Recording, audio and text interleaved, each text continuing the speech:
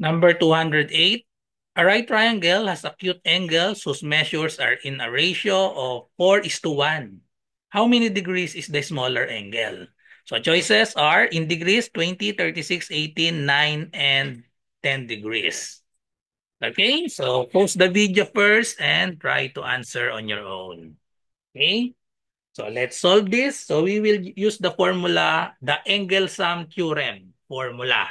So what is the angle sum theorem? So we have the sum of all the angles. Let's say the angles are A, B, and C. So A plus B plus C, that is equal to 180 degrees. Since given that the triangle is a right triangle, so that means one of the angles is 90 degrees. Okay? So let's see be the right angle. So substitute. So we have A plus B plus the value of C is 90 degrees equals 180 degrees. So if we subtract 90 to both sides, so therefore we have the sum of the remaining angles A plus B is equal to 90 degrees. Okay?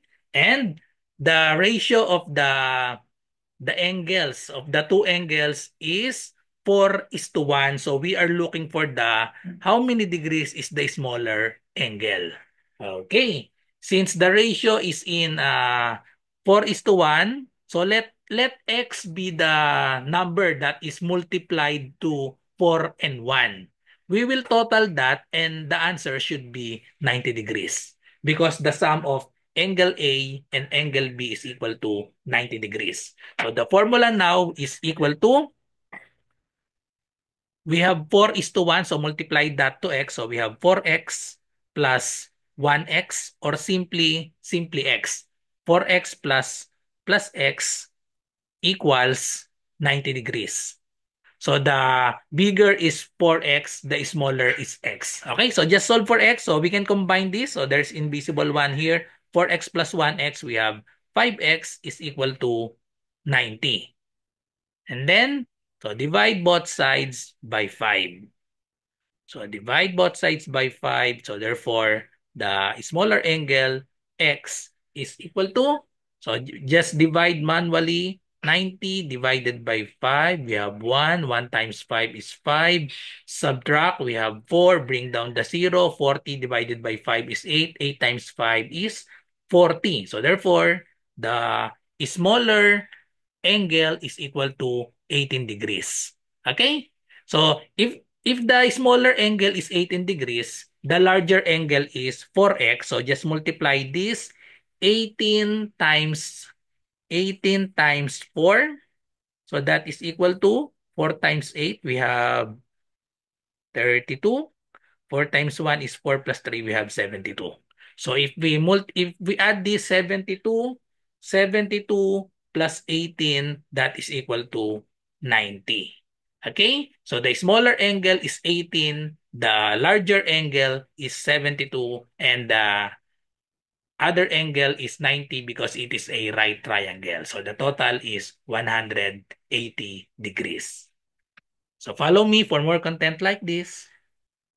Sa mga nagre-review para sa civil service exam, pwede po kayong mag-join sa aking review. Meron po tayong review para sa Math and Logic via Zoom for only 50 pesos. So ano yung mga kasama dyan sa 50 pesos? Meron tayong 10 sessions, February 10 to 19, 2025, 7 p.m. onwards. So more or less mga 2 hours po yung bawat session natin. 10 sessions po yan, 10 to 19, 7 p.m. Okay, so meron tayong GC at exclusive FB group. Meron tayong Google Forms practice test.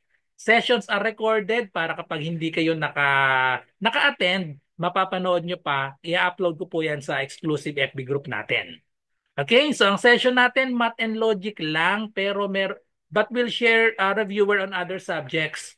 So yung mga reviewer natin sa ibang subjects, i-upload ko po yan sa ating FB group. Yan po yung mga nasa Google Forms na practice test. So ito po yung mga example. Ito po yung mga example na Google Forms natin sa ibang subjects. So verbal ability, medyo marami na. May 13 na ako dyan. Numerical reasoning, Gen Info, Filipino, and then madadagdagan pa po yan. Okay, so bago mag-February 10 ay marami pa pong madadagdag dito ng mga Google Forms. At meron din akong mga reviewer yung kumpleto. So meron akong at least 2 sets mag-a-upload ako dito ng Google Form na kumpleto. 100 plus items yon yung kumpleto. Okay, so ano pang inaantay nyo? I-DM nyo na po ako sa aking Messenger RJ Enseñado. Okay, so para malinaw po ha, ang 50 pesos po ay para sa 10 sessions na. So i-divide nyo sa 10, lumalabas 5 pesos lang per session. Okay, so PM nyo lang po ako para maka-join kayo.